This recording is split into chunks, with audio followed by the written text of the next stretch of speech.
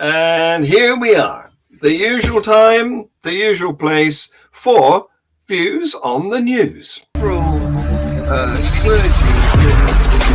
Russia. Was the Pope appealing for peace, or was he praying for peace? And the same applies to the carry on drag. Yeah, that's a good question. So what do you have to say about that, guys?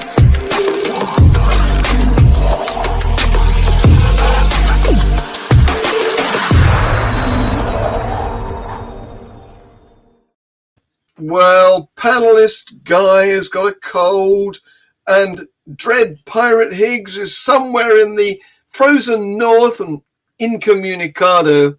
But we do have Tersia. Hello, Tersia. Welcome. How are you? How the devil are you? I've been summoned and I'm here. Thank you for coming. I didn't know I had such power. Nor did I, frankly. And we also have David, but he's not in New York. No. David, what's going on? I am in the lovely city of Helsinki, Finland. Just coming back from the Rationalist International Conference, and not flying home until tomorrow for my 8-hour flight back to New York. Yeah. So I hope you like my background. It is the Holiday Inn Helsinki. only the best. Yes, courtesy of Holiday Inn decor. Yes. Yes. Well, last night we had a person from Springfield, and his background was the Simpsons sitting room. But I have to say, David, you can't complain after the company you've had. I mean, a dungeon would have been not too bad after you've been in the company of Sanal Inamaruku and AC Grayling and Dan Barker and them being in your company, of course, as well. And you were a speaker on the at the convention. Yes. I spoke on, I spoke at this convention in 2018, and when Donald Trump was president, and talked about the threats to science and science education. And so I thought it would be good to give an update to that. Fast forward 6 years post-pandemic and everything. So it was very good. And so there were a lot of wonderful speakers. And I have to admit, I was overwhelmed myself. And it was a very good group of people in the audience as well. A lot of participants, good questions. Free thought, atheism, humanism is alive and well, not just in the United States, but in Europe, clearly, and hopefully in where everybody is who's watching this, and know that we are all in this together. Yeah, absolutely. Yeah. So what you were doing there was something that I'm very jealous I couldn't attend. But you are coming to our event. Yes. At the end of May. Look out, London. Absolutely. Changing minds in changing times. Yeah. And the subject matter that you mentioned is actually being addressed by Lawrence Krauss, who is speaking on the war on science. Ah, wonderful. Yeah. And your subject matter, because you just sent me your PowerPoint presentation, is on the origins of mankind. Yeah. In fact, I'm focusing specifically on the creationist and intelligent design worldview and how wrong it is, yes. how corrupted it is, and how it tries to, like any good mind virus, tries to corrupt as many hosts as possible. Yeah. And fortunately, it doesn't. It's not, at least in the U.S. Where I'm focusing my talk, is not as effervescent as it once was. but it is still a danger, and there's still science denial and anti-Darwinism around the world. So there's danger to that. And what you find, of course, is that what parallels the idea of not accepting science or rationality is the same thing that affects things like women's right to choose or human and civil rights and the ability for a free and secular society versus a theocracy. Yeah, absolutely. Yeah. Yeah. Well, we're very much looking forward to hearing what you've got to say on Thank May you. the I won't be as intelligent as Larry Krause, but I'll do my best. Well, I won't tell him you said that. Anyway. I like Larry. I know Larry, and he's a good guy. He's great, isn't he? Yes, yes. And what about his conjuring tricks, too? Oh, what's this? Conjuring tricks. Did you not see? Because you were at our event in London last year, and at the end of the evening, he was doing card tricks. I missed that, unfortunately. Yeah. So, I'm sorry. Well, hopefully he'll this time do a repeat show. Yeah. It foxed me, I tell you. Yeah. Anyway, let's start the reviews of the news. Okay. Yeah. So there's a lot of American news in the Global Atheist News this week.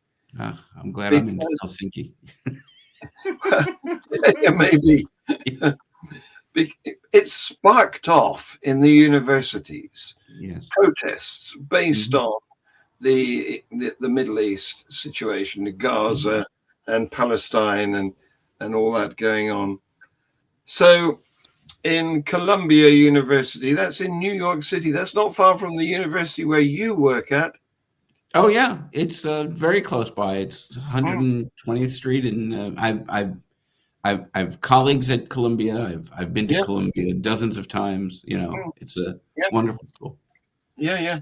So they had a protest verging on a riot, I think you've got to say. And also Northwestern, which is near Chicago, and the University of Michigan, and the University of California in Berkeley. And so, so what's been going on? First of all, in Syracuse, President Biden was greeted by about 100 protesters with signs that read "Genocide Joe." And then if you add up together the events that occurred at Emerson College, Boston, the University of Southern California in Los Angeles, and the University of Texas at Austin, more than 200 arrests were made because of the protests/riots that were going on. And in Atlanta, Emory University, students and non-students were ordered by the police to disperse, but they refused. And police said that chemical sprays had to be used. Meanwhile, USC cancelled its main commencement ceremony scheduled for the 10th of May, citing new security measures that have yet to be put in place. So the students are revolting, David. Yes. Well, you know, I see on one hand, I think that students speaking out and speaking truth to power is a very important thing, and it should be guarded with every ounce of our First Amendment. And certainly we have to be mindful of the fact that terrible things are happening in the Middle East and have happened for decades, if not centuries. The issue that I think is the most concerning is the anti-Semitism. more than the what should be considered the right to call into question any country's policies, including Israel's policies, in how they are manufacturing and fighting this war. But when you have students, and faculty and staff saying that we pray for Antifada and we support Hamas, which is a terrorist organization, you realize that it's more than just, let's say, in the 1960s fighting for the U.S. to get out of Vietnam. It is a support for an annihilation of one people for the sake of another. And that is very dangerous, because I believe that the Palestinians should have their own nation state. They should not be a state, a stateless people, and no one should die for who they are ethnically or religiously. But it's gotten to the point now where even some of the students who they interview have no idea what the issues are. They're just showing up to protest. Yeah, because protest is fun. Yeah, I mean, you've got a lot of energy, and there's. I'm happy to see youth come out and speak their mind and express their allegiances, whatever they are. But absolutely, you can certainly be allegiant to the Palestinian cause and the Palestinian people without being in allegiance with Hamas. Yes, indeed. Yeah. So, like you, I'm pleased that the students are revolting, because that's what used to happen back in the 1960s when I was doing my first degree. Uh-huh. Yeah, I know I'm old, but not from the 13th century, like somebody suggested a couple of weeks ago. I'm never going to be forgiven for that, am I? No, you're not. No. But the point is that students are now doing what they should be doing. They have moved on from woke. When they were trying to shut down free speech, when they were trying to deplatform people, when they were trying to censor what you could say, that was really wrong. Yeah. Well, and I know that Guy, if he was here, might have a different point of view, and that's fine. Fine, all well and good. Because as much as I'm concerned about the anti-Semitism as an artery, not even a vein, but an artery that flows through these, I worry also, on the other hand, about the anti-Arab sentiment that since this war had started by Hamas on October 7th, you've had innocent Palestinians and Arabs killed in the United States by crazy people. And so there's this ridiculous, insane bloodlust, which is just horrible, and you wish that you just make it go away. And it's been sort of validated by Israel's massive overreaction. Yeah. I mean, you have, sometimes what appears to be indiscriminate attacks, and you have children being killed. And, what the IDF will say is Hamas is embedded with civilians, and we can't parse out the bad with the good.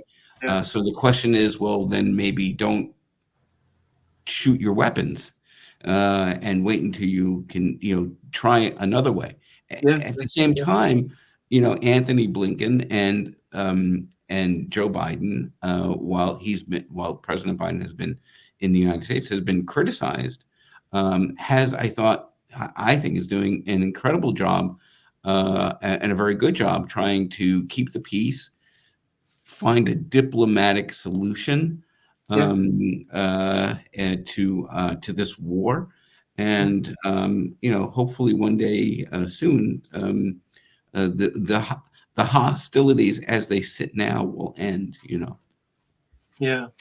Well, we're coming on later to talk about how if you stick your head above the parapet and become a president, you're liable to be criticized. Yeah, right. That's going to happen later. But Tersia, I saw you beginning to say something. Do you want to come in on this?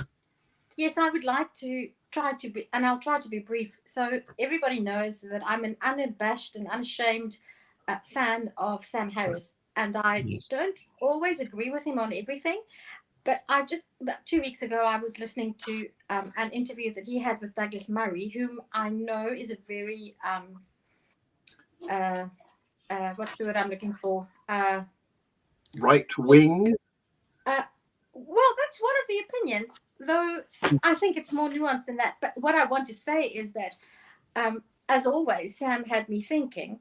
And if there's one criticism that I think cannot be leveled at Sam Harris, is that I don't think he will twist facts to suit his opinion. Mm-hmm. And it is a well-known fact that Hamas does not hesitate to use children as human shields. They will, in fact, convince young children and their parents that these children have become suicide bombers. So that's the one thing which just causes me to have a view that the only problem to the conflict in the Middle East is to investigate and examine religion and what we believe. And before I was summoned to appear on the show, I was listening to Alex O'Connor's show where he was doing an interview with a Jewish scholar about the name Yahweh, and he just said something. And I'm not trying to take anything out of context here, but this is really what I'm convinced is the case. So he was talking about the conflict between northern Israel, so Judea in biblical times, and all those ancient battles, and how there's evidence that even the Yahweh cult, so the ancient Judaism cult, right, when they went into these battles, there was something of psyching up, going into a sort of a frenzy. And he says you literally have to go into a sort of psychotic, frenzied state to have the balls, if you don't mind me saying so, to engage in hand-to-hand battle, or to strap on a vest with explosives. And this is what's happening in the Middle East. Both sides are so convinced that they are right because their God is on their side. And it's very difficult to find diplomatic solutions to problems that are caused by religious fervor. And I don't think that is mentioned enough. Right. I can't see I can't see President Biden saying this. And it's like the elephant in the room that everybody knows is there, but nobody wants to address it. You're so right. I do so much with what you've just said, because it's religion that gives permission to people to be dogmatic and entrench themselves in a tribal opposition position, and so it goes on. And the goddess Tersia strikes again. Bravo. Yeah, absolutely. It is the root of so much of our problem. And I do want to mention Douglas Murray, because I don't know whether to say this. I'm sort of becoming a lapsed liberal, because because I've been a Liberal all my life. I'm actually still a member of the Liberal Democrat Party in this country, although I haven't actually been active for 20 years, more than that, 20, 21 or 22 years. Although back then I was the leader of the, my title was the opposition, leader of the opposition on quite a major council near where I live. And I'm being driven rightwards by the situation that we face in our cities on a every weekend basis, when we're looking at protests that I can't get on board with. Mm-hmm. I can't support either side on this Middle East dispute because they are both appalling. Right. And but the reason that I'm reevaluating my attitude towards Douglas Murray is because he's so eloquent. And I discovered recently that he's actually a pupil of Christopher Hitchens. Hitchens was a mentor to, and I'd previously formed the opinion that Murray is a sort of latter day Hitchens light, journalist who goes some way towards filling the void that was left when Christopher died back in, when was it, 2013? 2013. Yeah. So I'm trying to arrange an event to commemorate his death. As you know, it's going to be on the 14th of December. I'm calling it Hitchmas.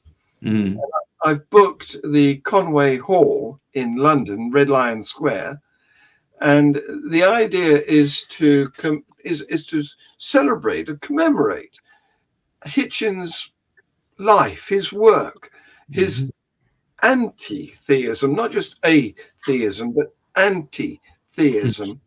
And I was expecting to get Richard Dawkins. That's still on the cards. But I was in communication with Daniel Dennett. Oh. So yeah, that's sadness. Yeah. Yeah. I just want to say something, just to get back to Douglas Murray, and to tie into where I know David was at the Irrationalist convention on the boat in Finland. And I'm fortunate in this, that when I first heard about Douglas Murray, I came with a complete blank slate. So it was about 5 years ago, and I heard him being interviewed by Sam Harris. So I literally, it was the first time I'd heard of him. I knew nothing of him. I knew nothing of his book.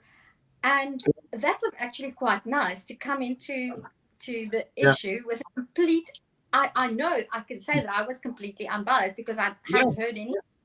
And I think that we should acknowledge as rationalists, as skeptics, that a person who has done the due diligence, whether you agree with his stance on everything, if there's evidence and the evidence is presented in a coherent way, then you should attack the evidence and you should find a better argument, and also try to examine whatever argument is as unbiased as possible. And that's really hard because we always come into it with a lot of emotion, even rationalists like we try to be, and I think we should really try to cultivate that that frame of mind. And as far as Douglas Murray is concerned, every time I've heard him speak in interviews, and I've heard analysis of his book, he co-wrote it with somebody, I don't remember who it was. I heard analysis of the book, and I think there was a slight misconstruction of what he was actually trying to communicate with his research. And it's something I can identify. The whole thing about racism and being accused of racism is something that I identify with as a white South African, with all the baggage of apartheid on my shoulders, and I was born into that. I didn't choose to have that baggage. Right. So, yeah, I just think we need to cultivate listening with an open mind, and calling a spade, Yeah. but examining whether the spade is a spade. Yeah, Right. yeah, absolutely. Yeah. Right. Well, I'm working on. I'm calling it Hitchmas, the event that's scheduled for the 14th of December, and I'm working with Lawrence Krauss on this. He's very keen to sponsor and promote this event, and we are planning to invite Douglas Murray. Wow. Okay, so I'm going to start a Back a Buddy tonight and see if I can raise funds so that I can come over and meet all of you there in December. Yeah, yeah. Well, you'd be welcome. You see, the reason that you two guys are in this show is because of your ability to express your views. This is what Views on the News needs, and you're delivering it. Thank you. You're welcome. Pleasure. I only wish I can do it as well as Tersia. That's the only thing. Sorry. No, you don't have the Afrikaans accent. Sorry, you can't do it. I'm jealous. Maybe I'm deeply jealous. Just of course, on a side issue, John and David, it has been for the second time officially confirmed, and I don't know if it's true of women as well, but apparently the Afrikaans accent in English is one of the sexiest that exists. But I don't know if it counts for women as well as for men. Well, what I'm pleased about is that you have consonants, because so many people don't. Well, this is why I look forward to every Sunday, so I can hear you talk. So. Oh, great. Yes, indeed, for no charge. Yeah. So moving on to America. Well, we were in America, weren't we, with all the student protests, but we're going now to Arizona, where, if you watched Global Atheist News the last couple of weeks, you may be aware that they resuscitated a 164, I think, year-old law that banned abortion back from before Arizona was even a member of the United States. However, there's been a Democrat-led effort to take this law off the books. Right.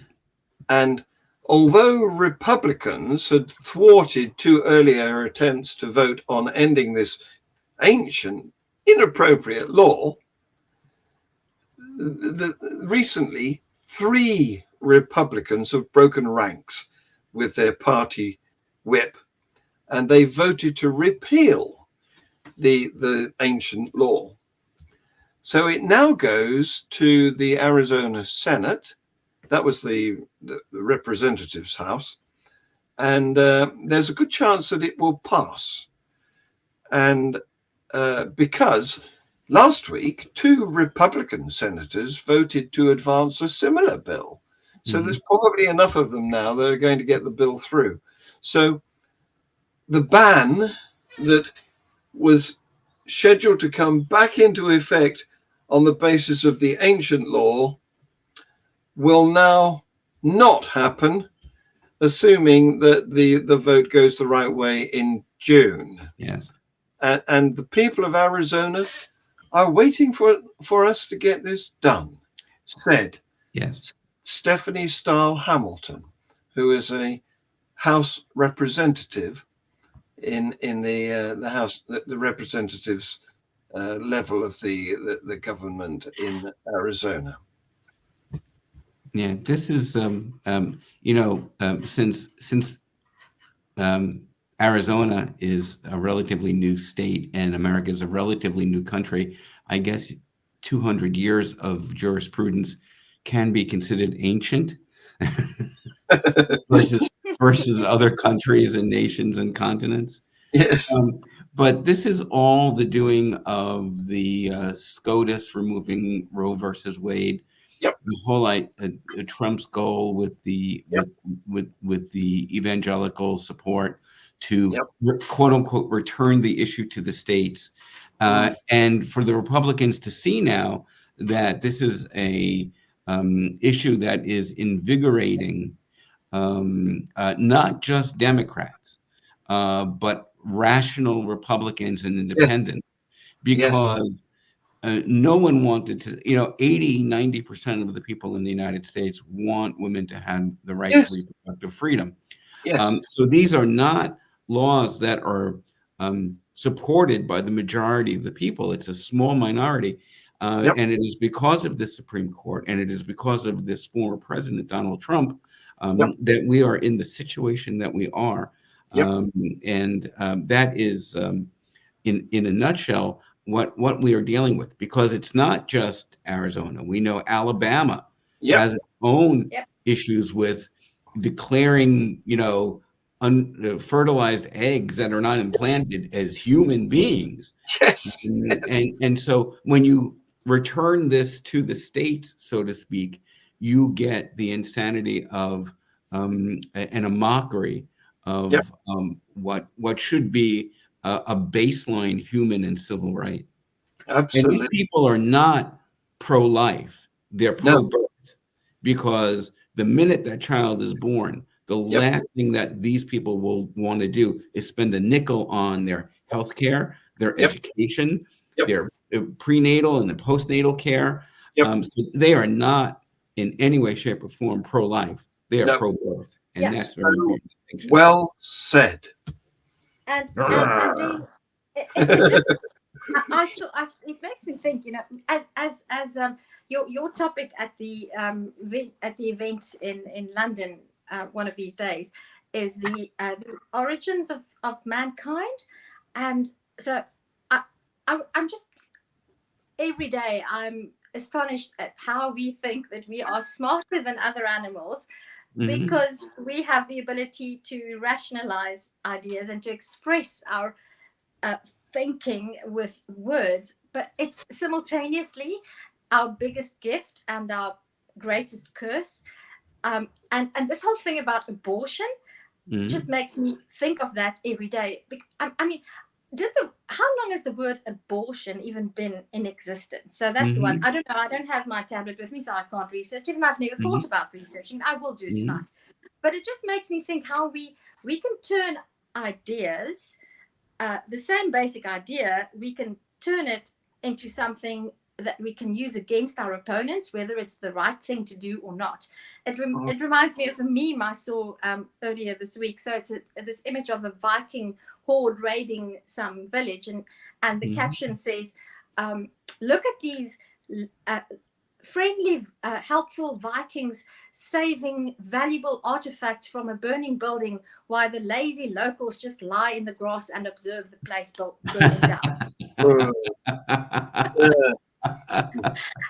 And that's exactly what we do. So this whole thing about abortion, it has been taken by conservative religious people in the United States, and it's been twisted and turned to be used as a political weapon without any regard for the well-being of women, their families, their other children, or anybody else. And I just get so angry because it's twisting words to make it sound as if you're so good and holy and you have respect for life, but you don't. No. And, okay, that's me.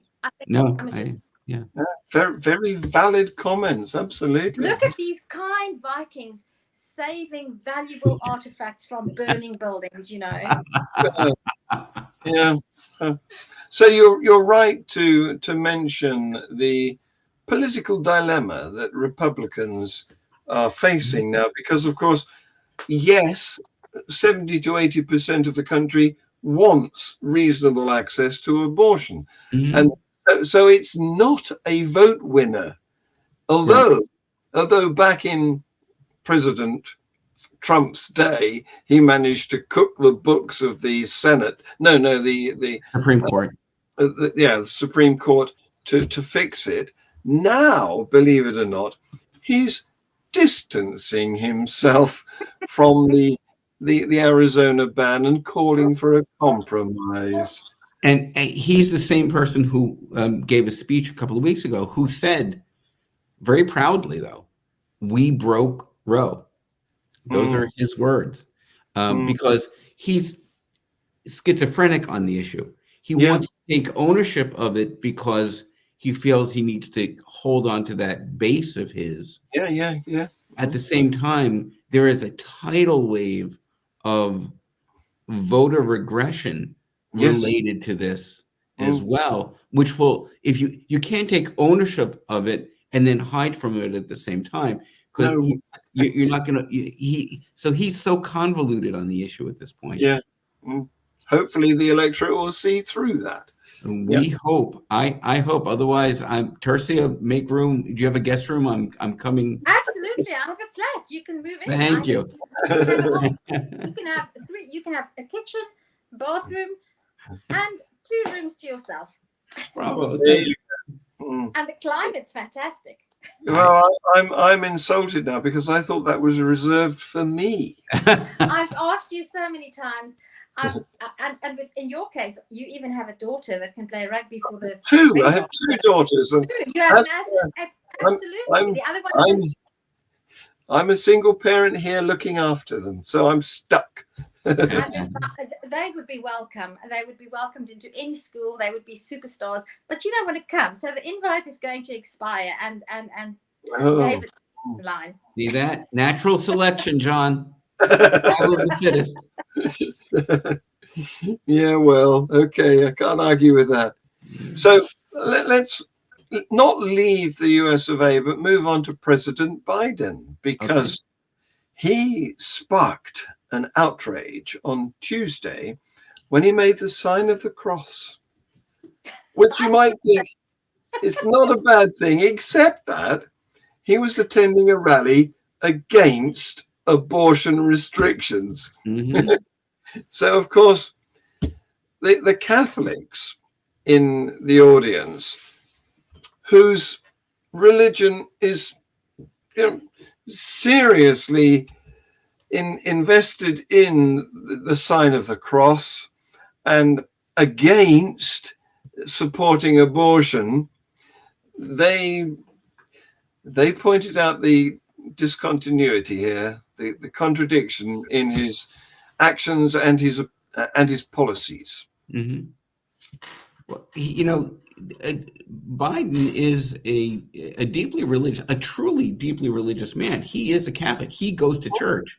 Unlike Trump, who I think personally is an atheist. He certainly doesn't, even though he's hawking these Bibles and everything. But what Biden, and this is why I like Biden so much, he actually understands the difference between church and state. Yeah. So he is the head of the state with his religious views, but still believes and accepts the idea that the state should not be making these decisions for women's autonomy. Yeah. Absolutely. Religion is one thing, and government is something else. Yeah, he understands. Yeah. I agree with you on President Biden, but David, I have to take issue with your comment that Donald Trump is an atheist. I don't think Donald Trump has enough integrity to identify as anything besides a Donald Trumpian, because I don't think he's ever thought deeply enough about these important questions. So please, I don't. I stand corrected. I will stand corrected then. So are you sure you meant integrity or another word beginning INT?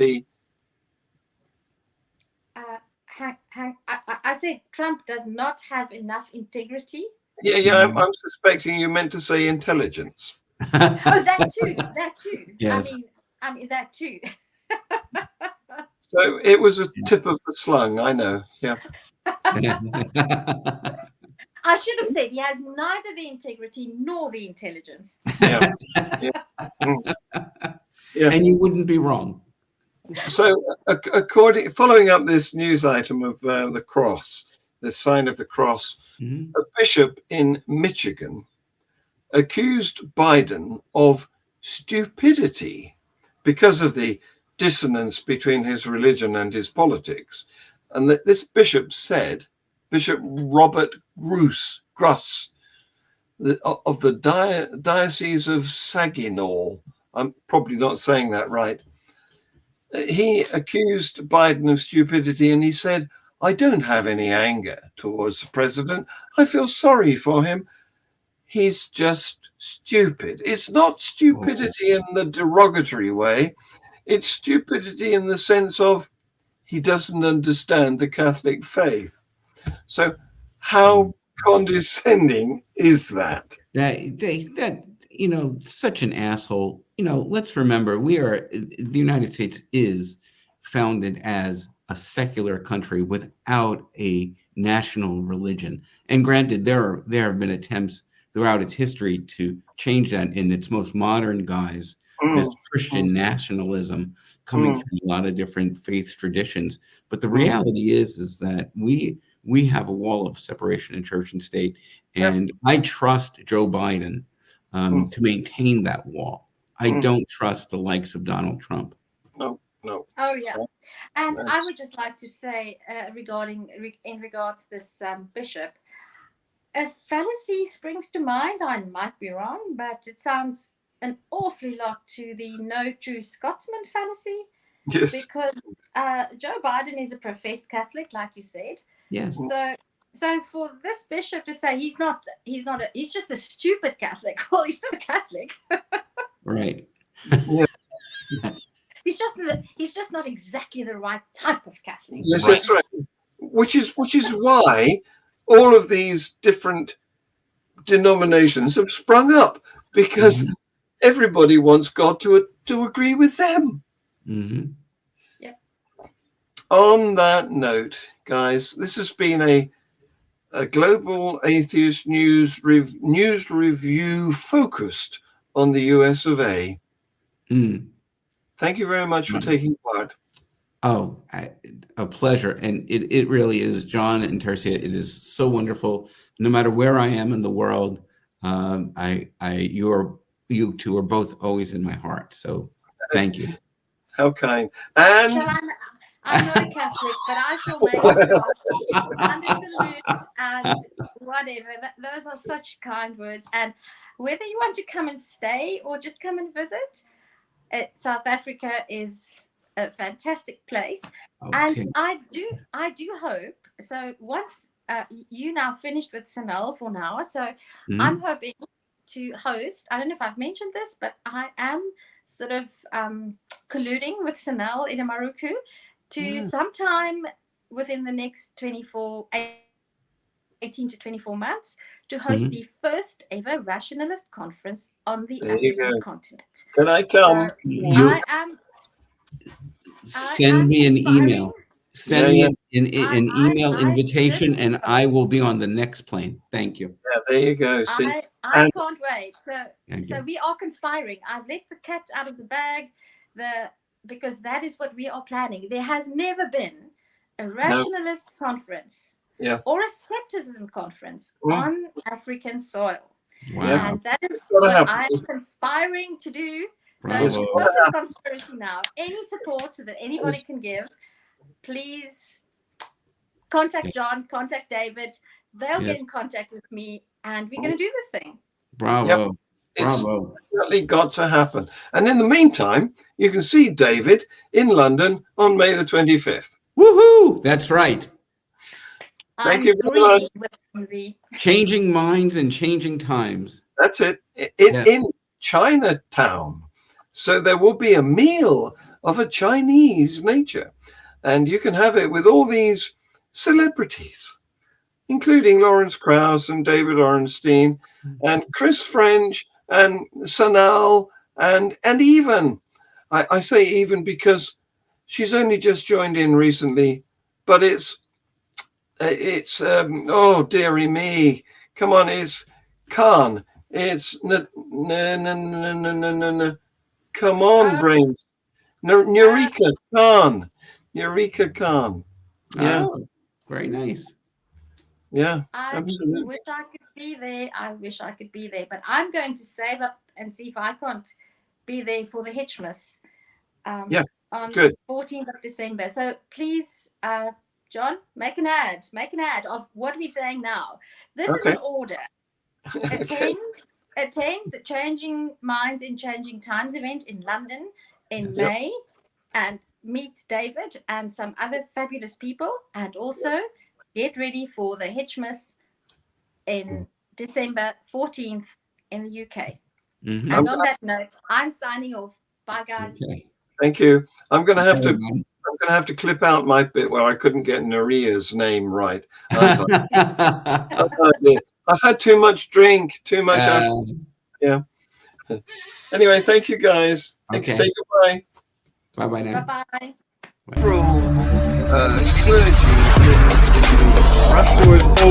Was the Pope appealing for peace, or was he praying for peace? And the same applies to the carry-on drag. Yeah, that's a good question. So what do you have to say about that, guys?